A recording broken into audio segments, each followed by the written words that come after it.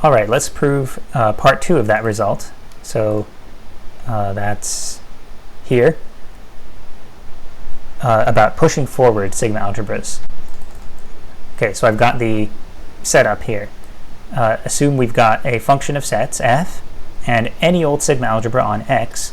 And then what we've done is we've defined f lower star a, the push forward of a, to be not the images, but the collections of things whose preimages are in A.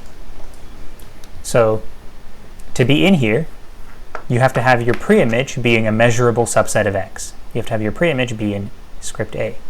So 3 questions that we need to address, and if we answer all of these with a yes, then we will have victory, that this is a sigma algebra on X. So is the empty set in here? That's our first question. Again, to be in here, you have to have your preimage be measurable. So is the preimage of the empty set measurable? Well, of course. The preimage of the empty set is the empty set, and the empty set is measurable. So let me put it this way.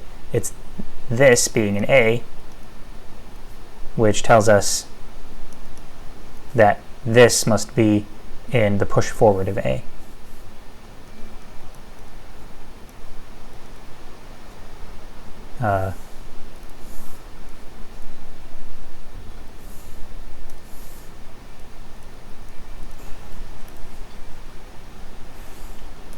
Okay, and that looks too much like a phi.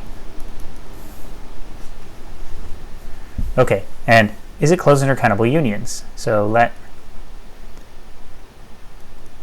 let's call it Bn, and I'm using the Roman letter B since I'm now talking about subsets of Y, be a sequence in the so-called push forward of A. So what does that tell us? To say that each Bn is in there, that tells us that each Bn has its preimage being in script A. So let me make some space here.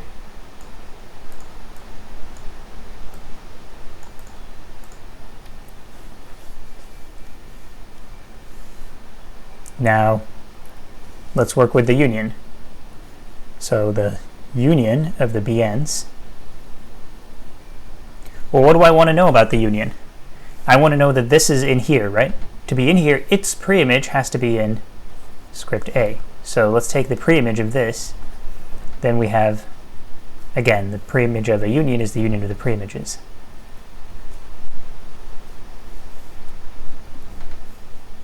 And this, all of these are in A, right? So this is all of these are in script A.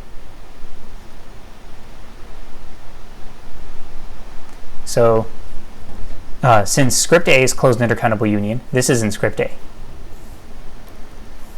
So I think that's really all I need to say.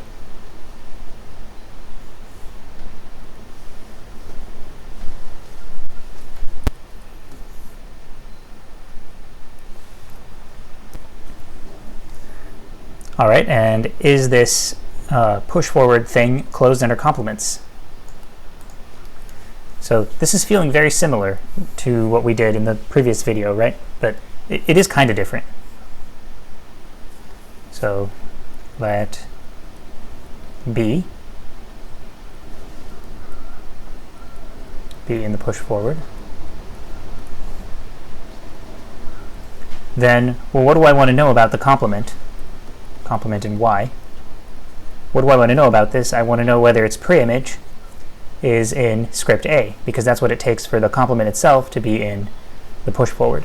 So is this in script A? Well, the preimage of a complement is the complement of the preimages.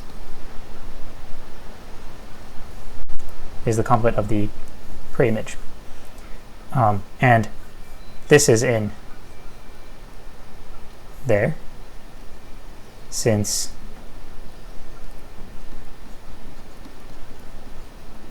this is in there, and this is closed under complements.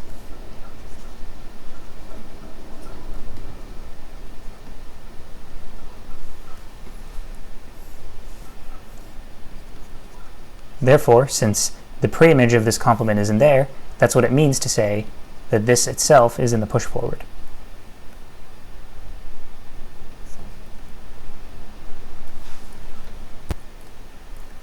So that proves part 2 here, and then all that remains is part 3, which will be a little bit more interesting.